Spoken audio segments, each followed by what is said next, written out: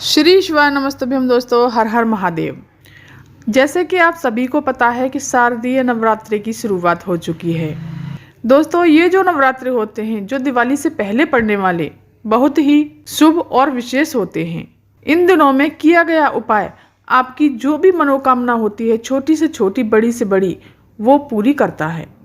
अगर आपकी कोई विशेष मनोकामना है, कोई कामना है जो काफ़ी समय से पूरी नहीं हो रही है, या फिर कोई आपका ऐसा कार्य है जो काफ़ी दिनों से अटक रहा है, वो पूरा हो ही नहीं रहा है, किसी भी कार्य सिद्धि के लिए, आपकी मनोकामना पूर्ति के लिए, आपके परिवार की हर एक समस्या को हल करने के लिए आपको मात्र एक छोटा सा उपाय करना होगा कि हाथ की अंजलि में जल लेकर के शिवलिंग पर छोड़ देना है। मात्र छोटा सा उपाय है दोस्तों।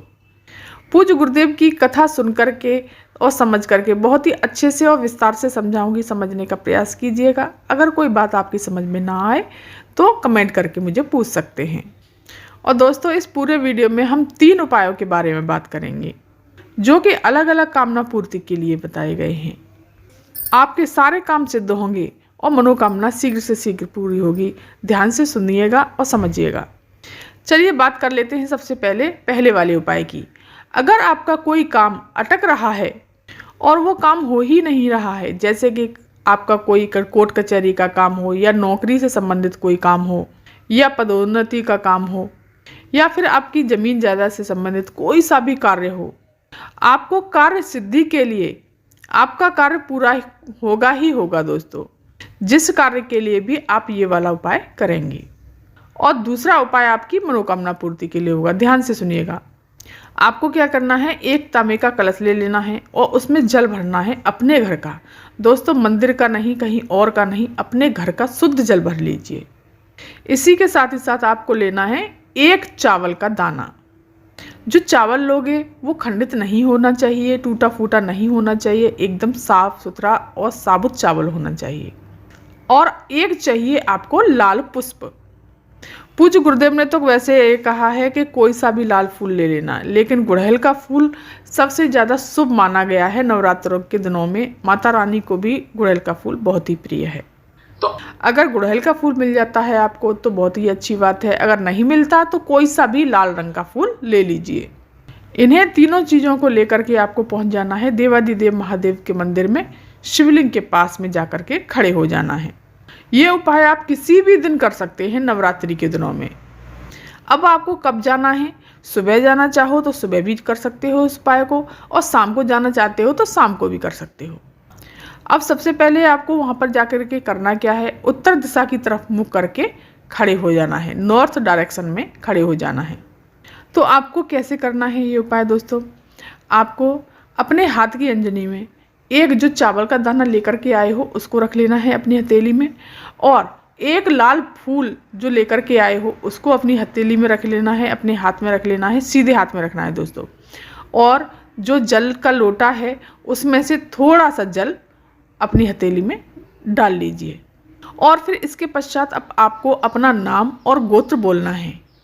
और दोस्तों, एक चीज़ और बोलनी है, जिस तिथि में आप ये उपाय कर रहे हो, ये काम कर रहे हो, उस तिथि को भी आपको बोल देना है। जैसे कि पंचमी को कर रहे हो तो पंचमी को, षष्ठी को कर रहे हो छठ को, अष्टमी को कर रहे हो अष्टमी को, जो भी तिथि पड़ रही है नवरात्रों में, जिस तिथि में ये उपाय कर रहे हो उस तिथि का नाम बोल देना है, और समय बोलना है जिस समय पर आप कर रहे हैं, और अपनी कामना कह करके शिवलिंग के ठीक ऊपर समर्पित कर देना है। और 2 मिनट 5 मिनट बैठ करके भोलेनाथ का नाम जाप करना है और स्मरण करना है, श्री शिवाय नमस्तभ्यम का जाप करते रहना है, और विनती करनी है जो भी आपका कार्य है वो जल्दी से जल्दी मेरा पूरा हो जाए। जो भी आपकी कामना हो वो बोल देना, और जो लोटे में जल बचा हुआ है वो शिवलिंग पर, महादेव पर समर्पित कर देना सारा का सारा। और फिर उसके पश्चात आप वापस अपने घर की तरफ चले आना। पूज्य गुरुदेव ने कहा कि नवरात्रि खत्म होते होते तक आपका वो कार्य जो है पूरा हो जाएगा। अब बात कर लेते हैं दूसरे उपाय का। ये है दोस्तों मनोकामना पूर्ति के लिए। अब ये दोस्तों ये सोचते हैं कि ये किस तरह की मनोकामना पूर्ति के लिए है। जितने भी पति पत्नी होते हैं वो ये सोचते हैं कि हमारा दाम्पत्य जीवन सुखमय रहे और खुशी खुशी हम रहें, छोटी छोटी सी कामनाएं होती हैं सबकी, बच्चों की कामनाएं होती हैं, बच्चे की पढ़ाई की कामना होती है कि वो अच्छे से पढ़ाई करें, हमारा जीवन खुशी से बीते, या फिर हमारा एक घर हो, कुछ भी ऐसी परिवार से जुड़ी हुई मनोकामना है आपकी, या फिर आपके जीवन में प्रेम व्यवहार बना रहे। नवरात्रि के दिनों में ये शिव शक्ति वाला उपाय जरूर कीजिएगा। तो आपको एक दीपक ले लेना है, चाहे मिट्टी का दीपक ले लीजिए या फिर आटे का दीपक भी ले सकते हैं, और उस दीपक में आपको लंबी बाती का प्रयोग करना है। लेकिन दोस्तों वो लंबी बाती, 2 बाती लगानी है उस दीपक में, लंबी बाती। लेकिन उसमें किस तरह से 2 बाती लगानी है, आगे का जो बाती का मुख है दोनों बातियों का, उनको ऐड करके दोनों को आपस में जोड़ देना है और पीछे के भाग दोनों खुले रखने हैं। ऐसे इस तरह से आपको लंबी बाती का ये दीपक तैयार करना है। वैसे तो एक दिखाई देगी, लेकिन पीछे से ये 2 होंगी। 2 बाती बना करके एक दूसरे में आगे से जोड़ दीजिए, और फिर उस दीपक में गौ माता का घी भर करके, ये दीपक में जो 2 बत्तियां लगाते हैं ना, एक होती है शिव के नाम की और एक होती है शक्ति के नाम की।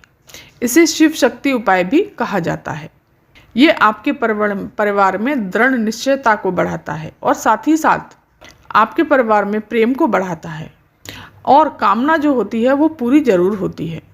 और 1 लोटा जल भर करके अपने घर से पहुंच जाना शिव जी के पास, देवादिदेव महादेव के मंदिर। उत्तर दिशा की तरफ जा करके आपको, उत्तर दिशा की तरफ मुख करके आपको खड़े हो जाना है।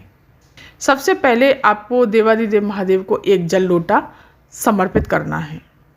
ओम नमः शिवाय, श्री शिवाय नमस्तुभ्यम, शिव शक्ति के नाम से उस जल को समर्पित करना है। जो भी पूजा अर्चना करनी है आपको वो कर लीजिए, और जो महादेव जी की चौखट होती है और जो 2 बाती का जो दीपक तैयार किया है आपने, उसको अपनी कामना कह करके उस दीपक को वहाँ पर लगाकर आ जाना, और इस बत्ती का मुख रखना उत्तर दिशा की तरफ। नवरात्रि में ये उपाय किसी भी दिन कर लेना। नवरात्रि में तो वैसे सारी खासी तिथियां हैं, किसी भी दिन इस उपाय को कर सकते हैं। पंचमी जैसे कुछ खास तिथियां हैं, पंचमी, अष्टमी और नवमी, ये तिथियां बहुत ही अद्भुत तिथियां हैं। इस उपाय को आप जरूर कीजिएगा।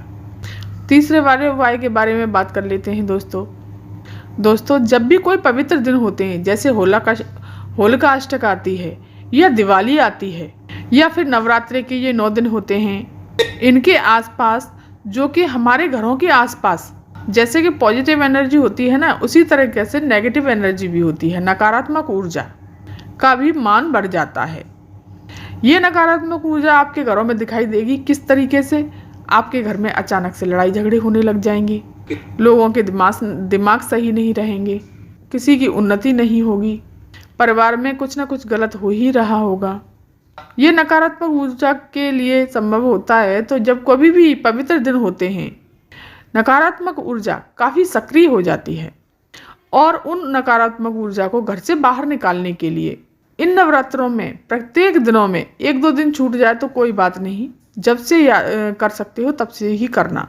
नवरात्रि के प्रत्येक दिन शाम के समय पर आपको एक कार्य करना है। क्या करना है दोस्तों?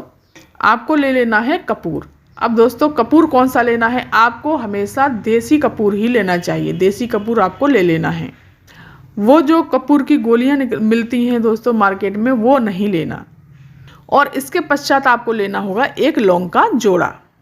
लौंग के जोड़े का मतलब है आपको 2 लौंग ले लेनी है, लेकिन दोस्तों उस लौंग के जोड़े पर फूल जरूर होना चाहिए।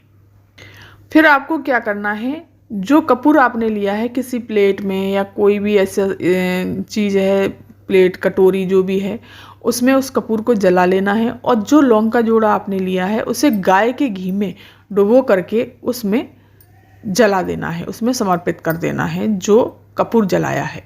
जलाने के पश्चात उसमें से धुआं निकलेगा। उसे आपको अपने पूरे घर में घुमा देना है, बाथरूम को छोड़ करके।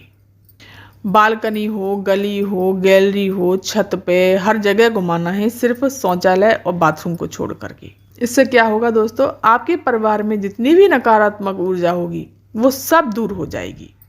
आपके घर में सभी लोगों के दिमाग सही रहेंगे, धार्मिकता से आपके मन जुड़े रहेंगे, और साथ ही साथ आपके घर से नकारात्मक ऊर्जा चली जाएगी, सकारात्मक ऊर्जा का वास होगा। तो दोस्तों ये थी जानकारी आज की। अगर ये जानकारी आपको पसंद आई हो तो चैनल को सब्सक्राइब कर दीजिए, वीडियो को लाइक कर दीजिए और कमेंट में श्री शिवाय नमः शिवाय अवश्य लिखिएगा। धन्यवाद।